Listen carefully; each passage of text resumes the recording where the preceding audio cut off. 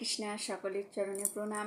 আজকে হচ্ছে 27শে নভেম্বর, উৎপন্না একাদশীর ব্রত আজকে আছে। তো আমি আজকে উৎপন্না একাদশীর ব্রত কথাটা পাঠ করব, শ্রবণ করুন। কারণ একাদশীর ব্রত করলে অবশ্যই মানে একাদশীর মাহাত্ম্য বর্ণনা করতে হয়, মানে শ্রবণ করতে হয়, পাঠ করতে হয়, ঠিক আছে? তো আমি সেই একাদশীর মাহাত্ম্যটা আজকে পাঠ করছি, আপনারা শ্রবণ করুন। অনেকটা বড় আছে, তো একটু তাড়াতাড়ি পাঠ করব, কারণ ভিডিওটা নইলে অনেক বড় হয়ে যাবে। হরে কৃষ্ণ। তো পাঠ শুরু করছি। কি বলছে? উৎপন্না একাদশী।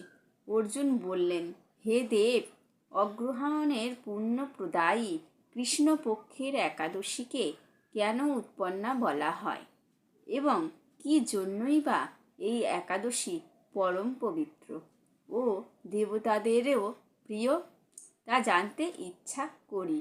আপনি